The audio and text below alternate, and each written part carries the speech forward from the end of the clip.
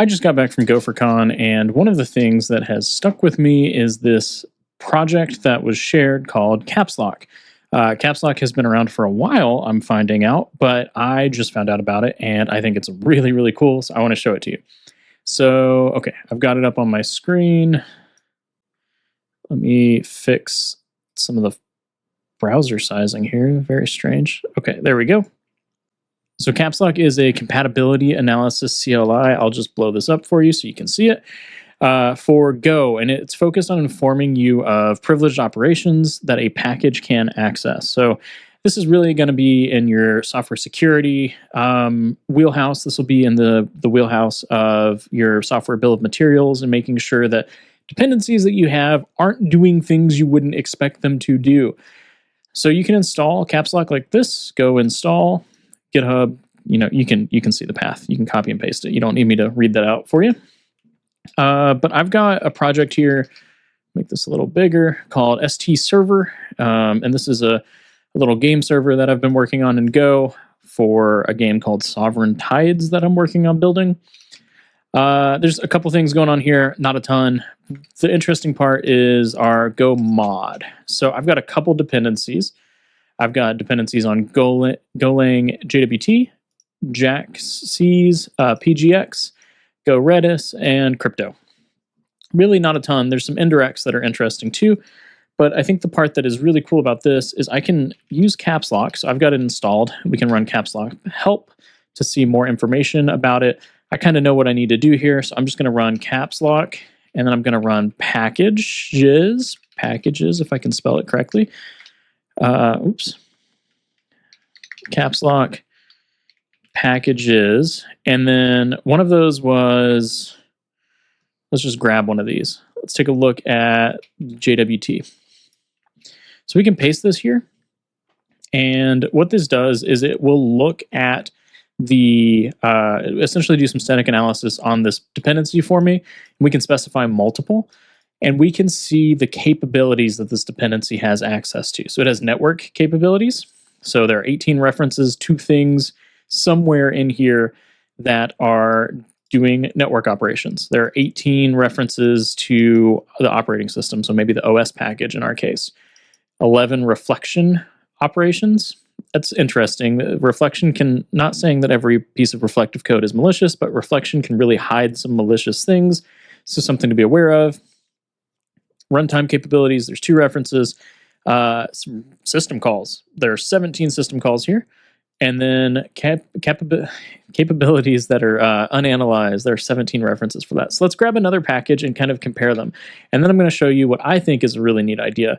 So let's take this package here, and we'll take the v5 of PGX. We'll take a look at it as well. And then I'm going to show you how I would think that you might best want to use this tool. Okay, cool. Yeah, we have some red here. This is what I wanted to see. So arbitrary execution, there are 90 references that do arbitrary execution. Working with files, there are 92 references. Networking, 93 references. This one's interesting. Like, this is a database, right? So despite these being red, it should draw your attention, but you should say, well, this is a database driver. It probably should be able to do these things. Reading system state, operating system, reflection, runtime, system calls, unanalyzed, unsafe pointer. That one's interesting. Something to be aware of, whether it's a database or not, for that matter. But I think what's neat, I'm going to make an assumption here and say that there's a v4. Okay, there's not a v4 maybe? Or there is and it's not in scope. Yeah, okay. So there is and it's not in scope. So what you could do here is you could take these executions and you could write this out to a file. And every time you do a build, you could go through your Go mod file and run Capslock and compare the change in references. So if you see a new capability pop up, you might want to hold the build. So for example, a really good example would be maybe you pull in a library for linear algebra or calculus or something to help you do complex maths. That probably doesn't need access to the file system. So if you were to run Capslock and it comes back clean, there's no capabilities that show up here in Capslock, that'd be great. But then maybe you do some work, a couple months later, you come back to this project, you upgrade your dependencies, And then you run Capslock and you see that your linear algebra library or your calculus library or whatever it is now reading to the network, or sorry, reading the network or writing to the network or something like that. That could be suspicious. That would be suspicious to me. Math library probably doesn't need to be writing to arbitrary locations on a network. Or maybe, having access to files. It might be useful to see what those are. And one thing you can do too is there are different outputs here. So let's grab V5 again. Let's change this output to, I think graph is one of them. We can check in just a second. Yeah, okay, this might be a little hard to see with how tiny I've got the terminal compared to the text. But essentially there's like a graph viz output here. So we could grab this output. In fact, we'll probably just pipe it to PB copy. But I think somewhere in here towards the top, it should tell us, my goodness, this is a very, very long one. Worth mentioning, while we're looking at this, you can actually see where these are being used, right? So we can see new key from seed, crypto internal FIPS 140. There's the ability to see how those capabilities are coming up. So there's a reflect R-type on overflow int. So you can actually, it's not just telling you these capabilities exist, it's showing you where those capabilities are being accessed as well, which makes it easier to diagnose whether the code you're pulling in, or even your own code for that matter, is doing things that it says that it should do. It's not trying to do something malicious behind the scenes or trying to sneak something in, anything like that. This graph thing is way longer than I expected. Quite the graph, in fact. So what we'll do, let me just swap this back to the JWT one. This one might be smaller. It should be smaller.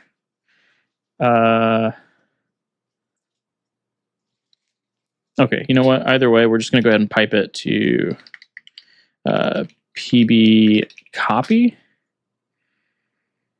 And then what I really want to know, what does this look like at the very, very beginning? Digraph. Okay, I don't know what digraph is, so let's find out. Digraph visualizer online. GraphViz online, sure, looks good. Yeah, okay, so that's what we're looking for. So, no, don't need that. Come back here. Oh, this is the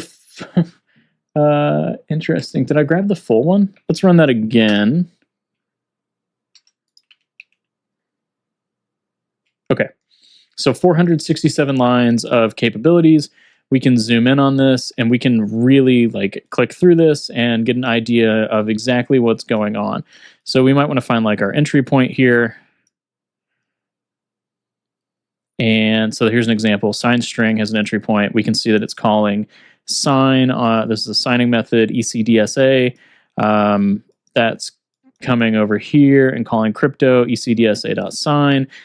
And I mean, we could spend all day going through this graph at this point. This thing's quite large. But the point that I'm getting at here is essentially that there are these tools to help you make more secure software and to really understand the changes that are coming through your software bill of materials as you're making updates to your dependencies. And I think you should check them out. One of the things I'm going to explore shortly after this is building a GitHub action that runs this with like the JSON output is another one. So output JSON. And it will run this with the JSON output and then structure this in a way where it's like an artifact in GitHub Actions, and then be able to compare changes to this over time as well. So yeah, I just thought this tool was fascinating and wanted to make sure that other people knew about it because it seems like a great way to help make your Go code more safe and secure. Are you already using Capslock? Did you know about it years ago when it announced at first in alpha, unlike me? Let me know in the comments below. Thanks and have a great day.